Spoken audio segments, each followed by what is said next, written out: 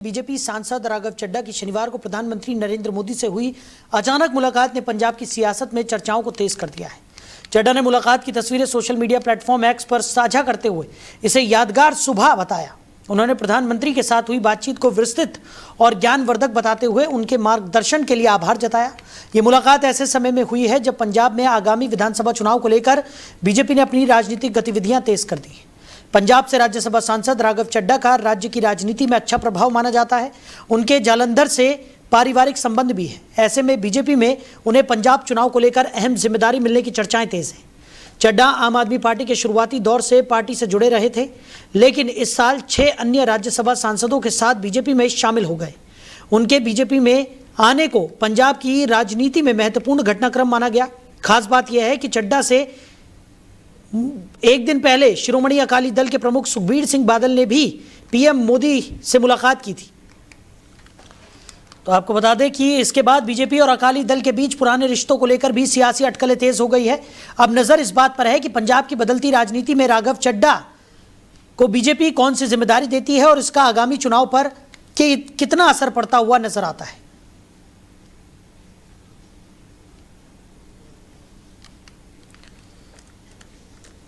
तो राघव चड्ढा ने प्रधानमंत्री नरेंद्र मोदी के साथ ये मुलाकात की और इस मुलाकात की तस्वीरें उन्होंने सोशल मीडिया पर साझा की,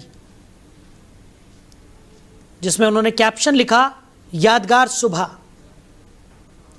तो अब इस मुलाकात के मद्देनजर राजनीतिक हलचल भी तेज होती हुई नजर आ रही है,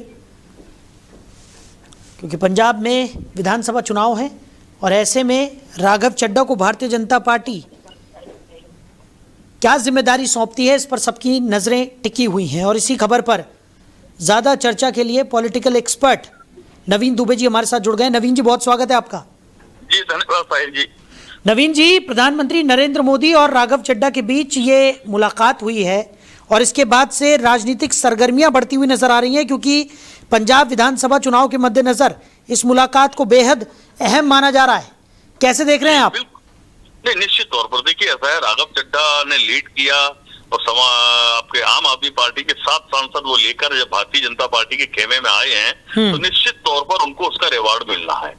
और मुझे लगता है कि बहुत जल्दी मोदी सरकार में मंत्रिमंडल का विस्तार होना ही है, तो उसमें कहीं ना कहीं एक बहुत महत्वपूर्ण पोर्टफोलियो मिलने की संभावना राघव चड्ढा को है। उससे 2-3 निशाने भाजपा साध लेगी। एक तो क्या है कि पंजाब के अंदर युवा चेहरा के रूप में उनको प्रस्तुत कर देगी। हो सकता है बीजेपी उनको सीएम फेस बना के भी डिक्लेयर करे वहां पंजाब के अंदर इलेक्शन के लिए। दूसरी चीज यह है कि पूरी की पूरी आम आदमी पार्टी की थिंक टैंक टीम को कंट्रोल करते थे राघव चड्ढा, तो उनका रोल निश्चित तौर पर बहुत महत्वपूर्ण होगा, इसमें कोई दो राय नहीं है। और भारतीय जनता पार्टी में तो प्रधानमंत्री मोदी से उनकी मुलाकात हुई है, तो ये निश्चित तौर पर मुलाकात के साथ साथ एक डील है और उस डील के अंदर जो काम राघव चड्ढा ने किया, भारी रिटर्न गिफ्ट देने की मोदी सरकार की है, तो मुझे लगता है कि कोई अच्छा पोर्टफोलियो उनको मिलने वाला है और उसको मिलने के बाद में कहीं ना कहीं राजनीति में पंजाब के अंदर एक उथल पुथल देखने को मिल सकती है। हो सकता है वो कुछ विधायक भी तोड़ने में आम आदमी पार्टी के कामयाब हो जाएं। अभी नहीं टूटेंगे मान लीजिए, तो कुछ चुनाव के पहले तोड़ लेंगे। कुल मिला के वहाँ आम आदमी पार्टी की जो सरकार है उसको डिस्टर्ब करने के लिए राघव चड्ढा एक अहम कड़ी साबित हो सकते हैं। अच्छा नवीन जी, क्योंकि आप राजनीतिक समझ बहुत ज़्यादा रखते हैं, तो आपसे मैं ये जानना चाहूँगा, क्योंकि पंजाब की स्थिति किसी से छिपी नहीं है।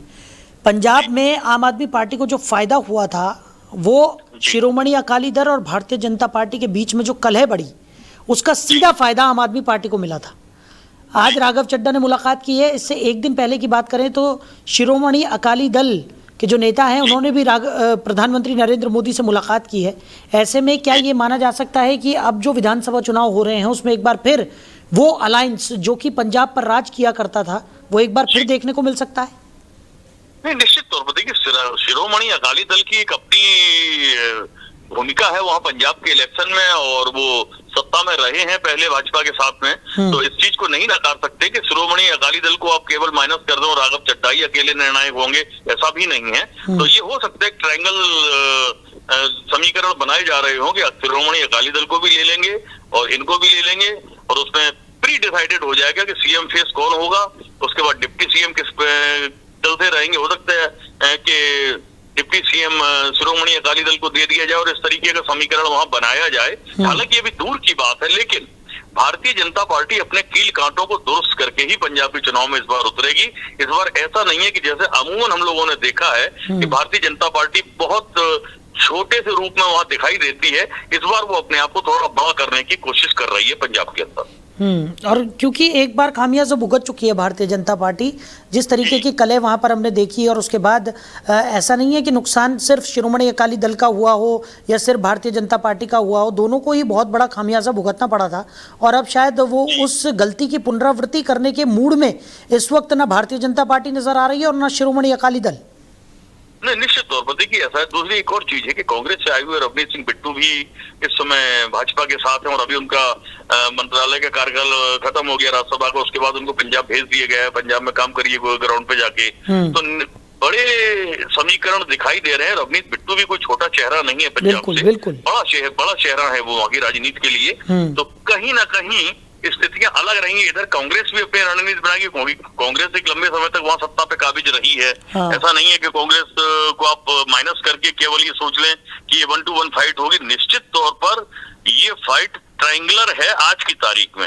आने वाले समय में अगर कोई गठबंधन कांग्रेस और आम आदमी पार्टी का बन जाए तो कह नहीं सकते हैं, लेकिन अभी की स्थिति जो है वो ट्रायंगुलर मुकाबले की है। त्रिकोणीय संघर्ष रहेगा और त्रिकोणीय संघर्ष अगर होगा तो उसमें अपर हैंड आम आदमी पार्टी का पंजाब में रहना तय है, ये तो आप मान के चलिए। ठीक है, लेकिन नवीन जी अगर सीधे शब्दों में कहा जाए, राघव चड्ढा के लिहाज से जो कदम उन्होंने उठाया था कि आम आदमी पार्टी का दामन छोड़कर वो भारतीय जनता पार्टी में शामिल हुए, उसका अब पे बैक करने का समय यहाँ पर भारतीय जनता पार्टी की तरफ से आ गया है, ऐसा माना जा सकता है।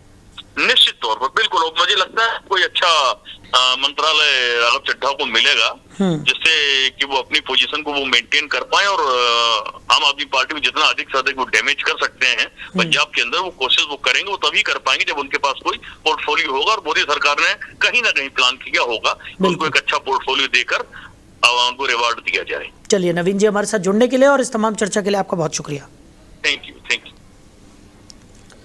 तो पंजाब चुनाव से पहले राघव चड्ढा और प्रधानमंत्री नरेंद्र मोदी की मुलाकात ने राजनीतिक सरगर्मियां बढ़ा दी हैं। बीजेपी अब राघव चड्ढा को कौन सी बड़ी जिम्मेदारी देती है, इस पर सभी की निगाहें टिकी हुई हैं, लेकिन ऐसा माना जा रहा है कि कहीं ना कहीं राघव चड्ढा को एक बड़ी जिम्मेदारी पंजाब में भारतीय जनता पार्टी की तरफ से दी जा सकती है।